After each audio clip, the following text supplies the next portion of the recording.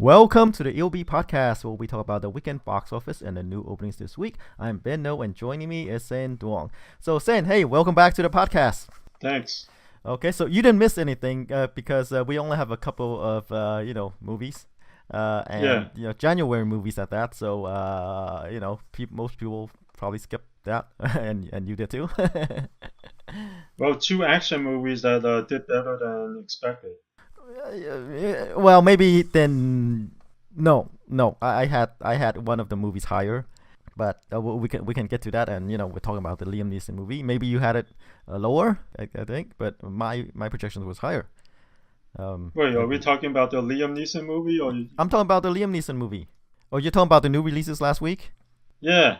Okay, we can talk to that. I mean, last week we have, as you said, the action movies, 12 Strong, based on a book about a group of special forces elites that led an effort in Afghanistan to recruit the local warlord to fight the Taliban. And then we have Den of Thieves, a Gerard Butler movie, right, with 50 Cent co-starring. It's a heist thriller movie, and then there is the Forever My Girl. Okay, so three wide releases. Three wide releases, yes. Since you were away, how about you bring us in? All right. At number one, not surprisingly, is Jumanji again. Took in about 20 million over the weekend. Drop off slightly below 30%. It's already at 317 million. Continues to surprise people. The worldwide figure is at 768 million. This is one of Sony's biggest non-Spider-Man movies. Oh, yeah, it just jumped out of nowhere. We knew about Jumanji, right? The original with Robin Williams, and this is a remake with Dwayne Johnson, and they changed around the concept a bit. Instead of board game, now it's video games, right? Right. Jumping in, and then low expectations, open to low expectations. The trailer underwhelms, and then it continues to perform for various reasons, right?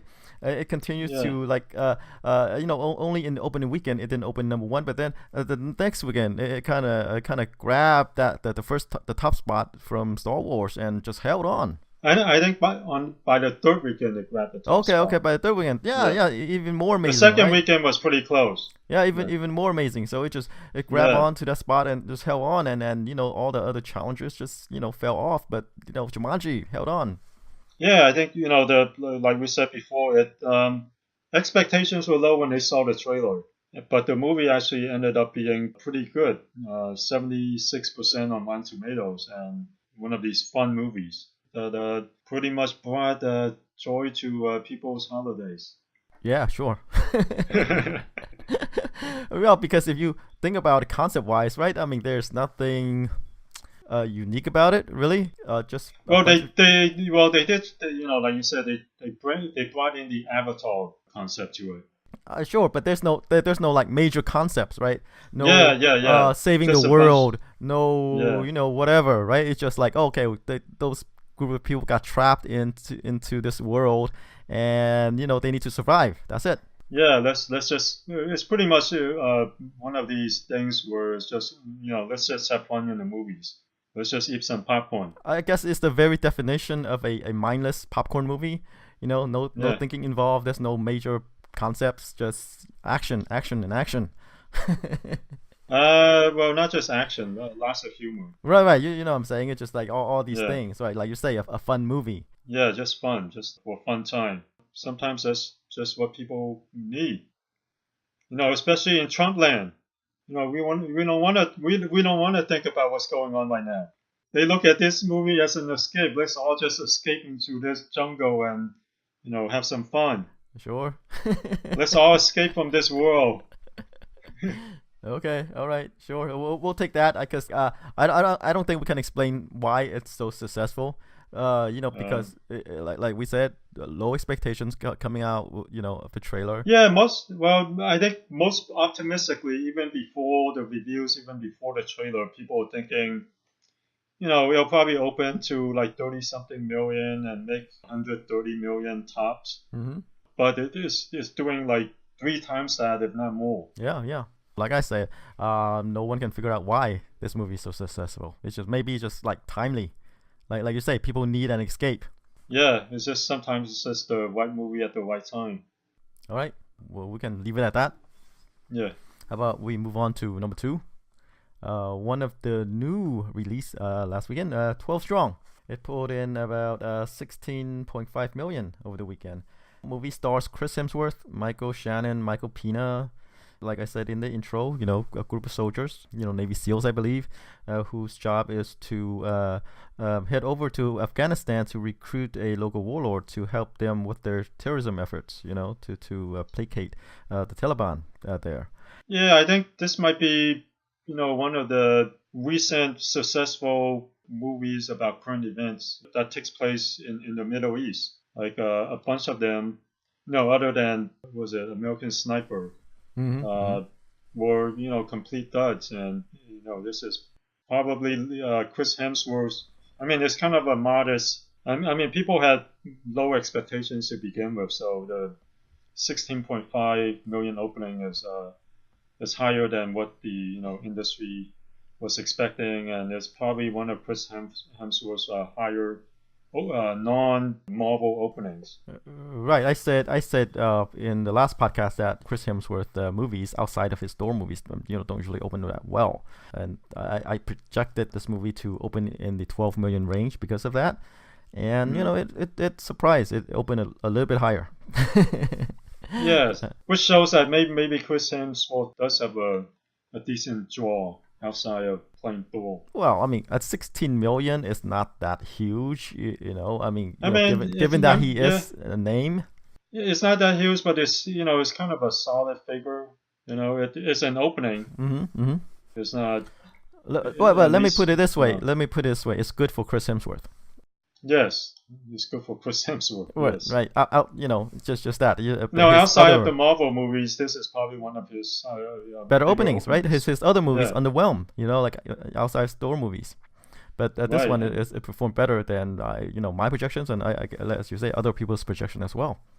Yeah. What were you putting it at? Probably around 12 million. Yeah, 12 million. I said opened around 12 million, but hey, it did a little bit better, 3 more million than that. Yeah, especially since it also had direct competition from the next movie on our list, Den of Thieves, the Gerard Butler action movie, heist movie.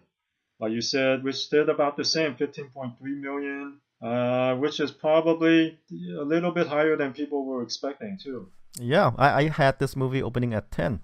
Yeah, they did a little bit better. It's kind of Gerard Butler's non-300, what are those movies? Olympus has fallen. London has fallen.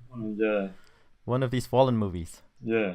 So kind of a solid opening for both action movie stars. Right. This concept, like cops and robbers, both pretty much the same, really, except one has a badge and one doesn't. With Gerard Butler on one side and 50 Cent on the other side. And I guess it played out pretty well. I mean, decent opening with 15 million. I had it lower, but it overperformed my projection. So there goes. I don't expect this movie to carry over the second weekend. Yeah. Both of these movies probably won't carry well in the next couple of weeks. Right. So Den of Thieves did better than what I expected to do. Yeah, despite both of those movies are going for the same audiences too. Sure. I mean, and this is one of these Gerard Butler movies. Yeah. He has a genre unto himself as well. Him with a gun, leading, team against the bad guys, or he himself is a bad guy in this movie. Who knows? Right. All right. Number 4 is The Post. Did 12 million over the weekend. Domestic gross right now is 45 million, and worldwide is about 55 million. And this movie is a Steven Spielberg movie. He directed it with Meryl Streep and Tom Hanks, and it did okay. I think this is one of these current event movies, even though it's about the past, but it's very timely with the attacks on the news media by the president and politicians in general, and the invasion of outside state actors, right? Russia particularly. Yeah. And mainly Donald Trump. Right. Yeah. That to him being the guy, the poster, the face of this movement, I guess. And it did not as well as I hoped it would do, but I think all in all it did okay. Yeah, especially since the budget's only 50 million and it's already grossed 45 million, so they're gonna make money on this. And it was one of those things that Steven Spielberg fast tracked it, because of current events. He didn't want to prolong this until next year. He want to make it quick and get it out now. Right. For something like that, it's gonna be a modest hit. 37% drop off was a little bit higher than I was expecting because of decent reviews, great reviews, 88% on Rotten Tomatoes, and especially with the award season coming up, I thought it would hold up a little bit better. Yeah, I mean, you would expect any collaborations between like the three, very successful and people, with Steven Spielberg, anything he touches could potentially turn into a blockbuster. There's Tom Hanks, one of the great actors of our time. Meryl Streep, nothing else you can say about her, right? She's a paragon of actresses, winning whatever awards there is to win. And sometimes these things go wrong. Sometimes, efforts, genuine, efforts like these can go wrong too. So the fact that it ended up being well reviewed and doing modestly well at the box office is pretty good. Yeah, I mean, I'm not saying that this effort went wrong. I mean, people aren't saying this is a terrible movie, right? Just somehow like Jumanji, right? Maybe the times, it's not just not catching on. Well, I mean, I'm not sure what people were expecting though, but it's doing decent. Not great, but decent. Right. But it could be better given the people involved. Is what I'm saying. Yeah, but you have to look at the genre too. It is about newspapers. Sure. Very dry, very boring subject. You can't get people to go out and watch a movie about the newspaper business. You're doing decently well. Oh, maybe just people just don't know what they're talking about. They say, ask them, what is a newspaper? Maybe. Yeah, they're like, what is that? Right. Okay, so that's the post. I guess it wasn't up to my projection, expectations. I guess. Did decent, okay, but not great given the talent involved. Doing decent. Yeah. And like the next movie on our list, The Greatest Showman, pulled in 11 million and is holding up really well. Of the films on the top 10, it held up the best. Yeah, surprisingly. Drop off is only 12%. And after 5 weeks of release, it has already grossed 113 million on a budget of 84 million.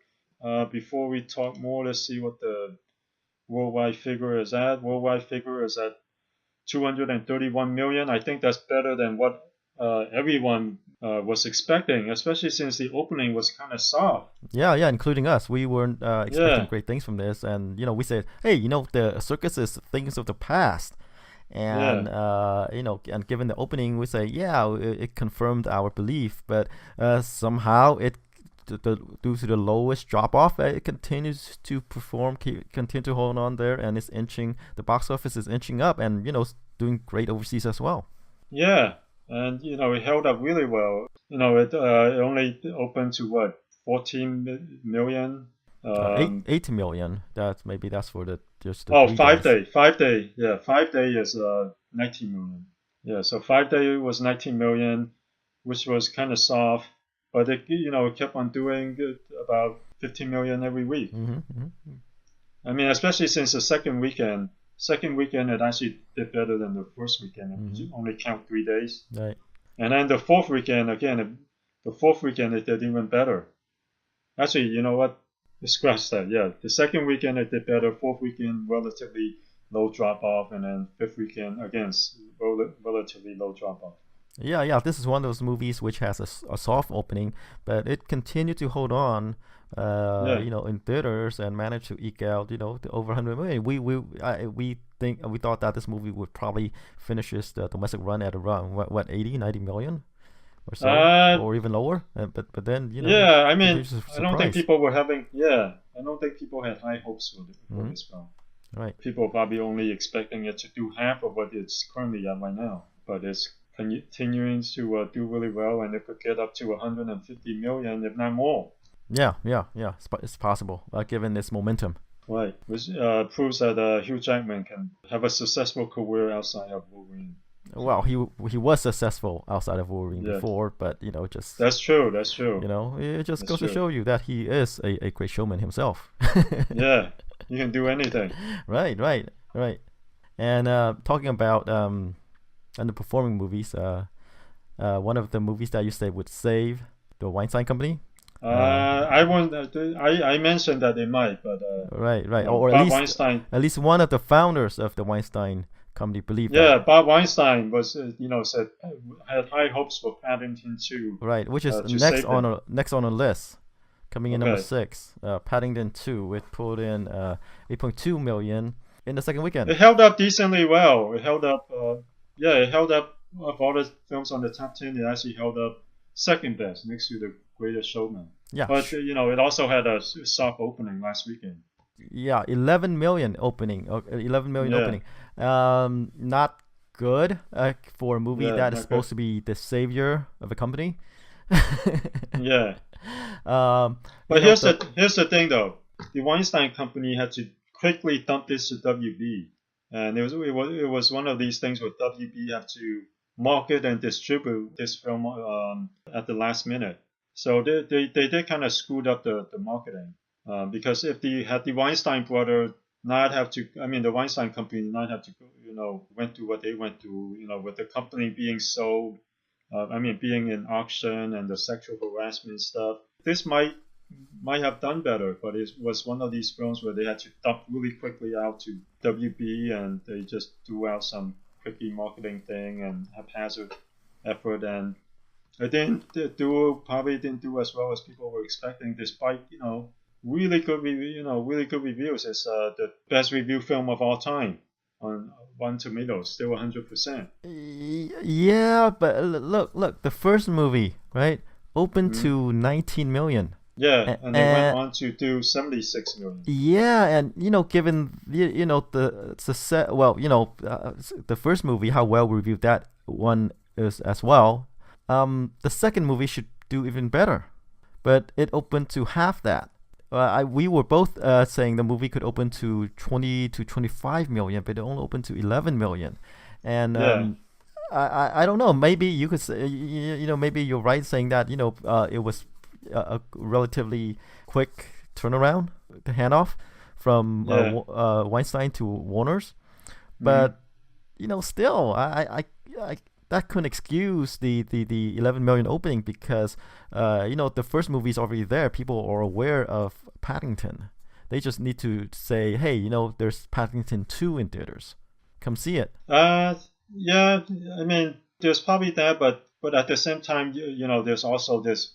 The company was in flux. Let's put it this way. Yeah, but And so I'm that sure the doesn't last affect. thing. Yeah, but that doesn't affect the general audience. Sure they might say. It kind of it has a huge effect, right? Because they can't focus on marketing this film. They have to they have to just throw it out there at last minute and go, hey, WB, help us distribute this. And the Weinstein Company are really good at marketing their films. So I would put most of the hit on that. It's one of these things where the whole company was in flux. Instead of a film being their savior, they have to quickly dump it out there because they were being auctioned. Right, So right. they were being auctioned. So I would put a lot of blame on that. Had they had more time to market it, I think this film might have done better because overseas is already on pace to do better than what the previous film, or at least at the same pace, if not a little bit better. Right. I mean, even with the first movie, I think it did better overseas than here domestically. And Yeah, yeah, I don't know. it could be a coincidence or it could be related. I'm not sure, but since it happened at the same time, it leads credence to you saying maybe the failure of the Weinstein Company has a lot to do with this. Yeah, because you don't really, there's not a lot of marketing. I mean, you barely knew it came out. Right? It was just like, oh, Paddington 2 is out. Yeah, sure. But if you're watching a movie and you're looking for movies to watch, then hey, there's Paddington 2 out there as well. So with all the online stuff and social media stuff, if you know it's out there, you should be aware. Yeah, if you're aware that it's out there, Mm-hmm. like if you're a movie fan, you're aware it's out there, but your average Joe, might not be.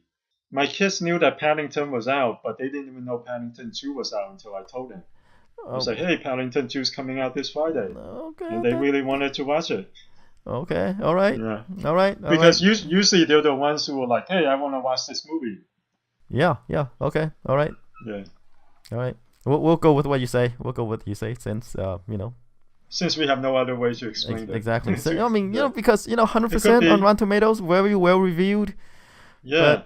But not performing at the box office. Yeah, but, it is holding up decently well. But the opening's really soft, so it would have to continuously hold up well in the following weeks. And even then, it might not catch up to the first one. Right. I mean, the thing also is, as it stays in theaters, more people should be aware of it as well. But no. Yeah, I mean, it wasn't a huge opening to begin with, but that's what I think happened. Right. Okay. We'll go with that. But what I'm saying is that, we can go on to our next movie on the list, right? It is number 7, The Commuter. Like, people can go watch The Commuter, saw a poster of Paddington 2, and say, we'll go watch that next. But apparently that's not happening. But, this is only in its second weekend. Maybe we can see a lowest drop-off in the, third weekend.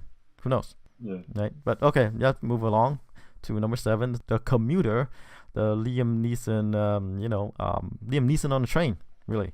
Yeah. It pulled in 6.7 million over the weekend, 51% drop off in the second weekend, 25 million domestic so far. And this is a movie where I say that it's a return for Liam Neeson. And I believe I said that for a couple of his last movies as well. Yeah. I said this movie could open to 25 to 30 million, and you said 15, and you were closer. Yeah. I think it opened a little less than what I had it, but yeah, but there's like 14 million, 13.7, yeah, so 14 million, yeah. Yeah, but even that was a little higher than what people in the industry were expecting, though. So this is slightly higher than a couple of his previous ones, like One All Night or A Walk Among the Tombstones. Right. I mean, this movie still, like Liam Neeson cannot command a 20 million, salary anymore. Oh yeah, anymore. But yeah. but this movie. But it's still a decent opening. Yeah, it's the decent opening. But if his salary costs 20 million, then no, right? Yeah. But if it's like modest before he hit it out of the ballpark with the Tekken series, then these movies, with this opening, it's actually pretty good. Yeah. So this will probably do 35 to 40 million tops if it holds up. And despite competition from 2 new action movies, the drop off is relatively decent. Hey, Liam Neeson has his skills. Right. Okay, moving along to number 8 is Star Wars: The Last Jedi. In its 6th weekend, it pulled in 6.6 million, 600 million so far domestically, and the worldwide take is nearly 1.3 million, billion, not million, billion. Yeah, and the funny thing is, this is already one of the highest grossing films of all time, and it's going to be considered a slight disappointment because of how well the first film did. Sure. Yeah, Look, I think it's going to be, like, if you look at the Box Office Mojo all-time list domestically, it's probably going to be in the top 5. I think right now it's number 6. Yeah. Number 5 is The Avengers with 623 million. So I think it's going to cross 623 million. Yeah. Right. Yeah. So I think it's going to be in the top 5. It won't cross Jurassic World, but it'll cross Marvel's The Avenger. Yeah, right. I wouldn't say it's disappointing, right? Yeah. I mean, only if you're Disney or George Lucas. Yeah, I mean, it kind of shows that the first film was like it's a huge event, and everyone wanted to go watch it, and some of that has worn off by this film. I'm not sure it's worn off. I mean, look, over a billion, nearly 1.3 billion. It's not, that's not wearing off. You know. Well, this movie will make around probably top up at around 630 million. I mean, the first film did 900 million domestically, something like that. Yeah, I believe so. Let me see. Yeah. So I mean, there is a huge expectation and wait for that first film. And then, some of that excitement, some of it has worn off. But if you compare it to any other film, it's, one of the biggest hits of all time. Yeah. Did George Lucas chime in on this movie? No. Right. No one asked him. Well, they took his script and, threw it in the trash. So, well, they took his outline. They took his outline for the next 3 films and kind of threw it in the trash. Right. So we'll take your ideas into consideration and put it in the drawer, or like as you say, throw it in the trash. Yeah. I believe he didn't like the last movie, so he's not saying anything about this one. Okay. So Star Wars. Not comparable. Not sure. I mean, yeah, you can't. It's hard to compare to the first film. Right, because that is like the new movie. I mean, because the episode 1, 2, and 3 was underwhelming. Even though it made a lot of money, it was underwhelming in a lot of ways and for a lot of fans. Yeah. And this one, The Force Awakens, it's pretty much, people say it's a return to what made Star Wars great. Even though the movie still has its distractors.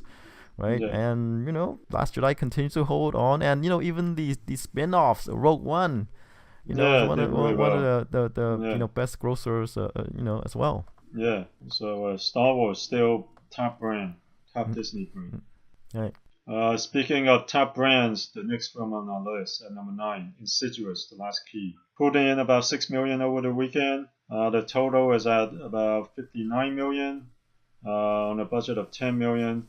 So we are going to see more Insidious because this is going to be one of the higher grossing Insidious movies when it's all said and done. Right. So this franchise got resurrected. I mean, the third movie didn't perform as well as as the second movie, and we thought that it's going downhill, and the Last Key would perform worse than the third movie. But hey, it got a bump up.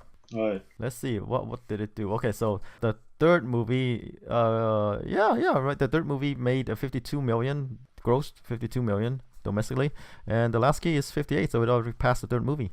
It's on its way. I'm not sure it'll make 83 million of these like the second movie, but it will get close. Yeah. This is really good for what? This is the fourth. Fourth Insidious movie. Yeah, 4th film in the franchise. So we'll see a lot more. Yep, especially since it only cost 10 million.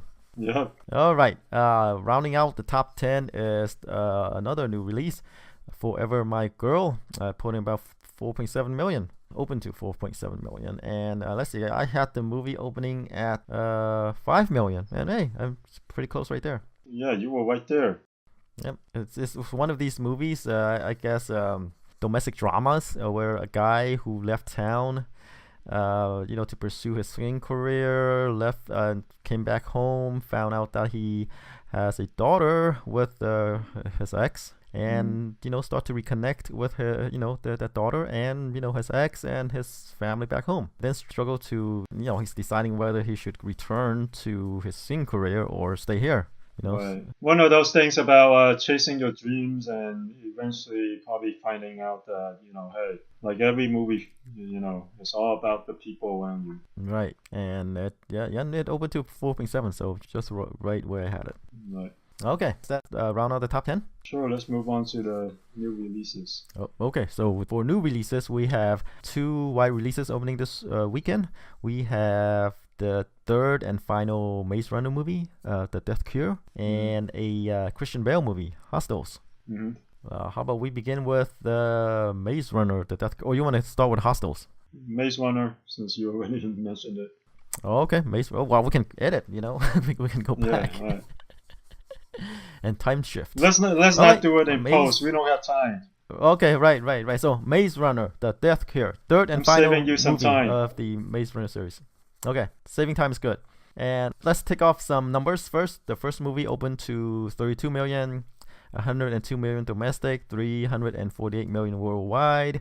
The second movie opened to 30 million, 81 domestic, and 312 million worldwide. So now we're at the third movie. Yeah, at least like, unlike the Divergent series, there might still be some steam left in this because the second film did open to 30, which is about the same as the first film. Yeah. Although the total group gross is about 20% less, but it shows that this film still has some energy left. Right, and unlike the Divergent series, they didn't break the third book into two films. Yeah, into two. Yeah. And a high budget at that. So that's why we're able to see a conclusion.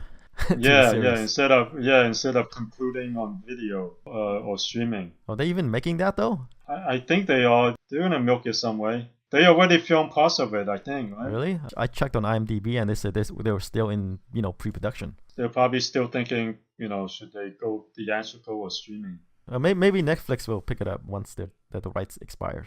Yeah. So okay. What do you think? The YA genre was on its last breath. I don't know. Can this pull in 30 million? The trailer looks pretty action-packed. Looks like a kind of Mad Max with teens. Well, it survived this far, right? The first movie, 32 million. Second movie, 30 million. So pretty much there. The third, and now we're getting to the final concluding movie. And, usually, right, we think that the final movie would get a bump. Yeah, it hasn't happened lately, though, because it usually depends on the film before it. And Maze Runner, the second film, might not have, a super great, word of mouth or reaction. So, and I'm not sure if people still care. Well, we're betting on that people care, or at least the studio.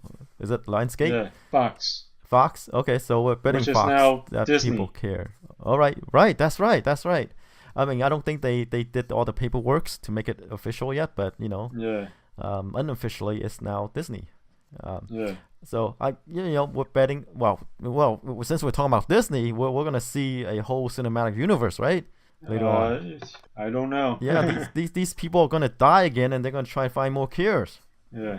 All right, but getting back on track, the Maze Runner, the Death Cure final movie, I'm giving it a slight bump.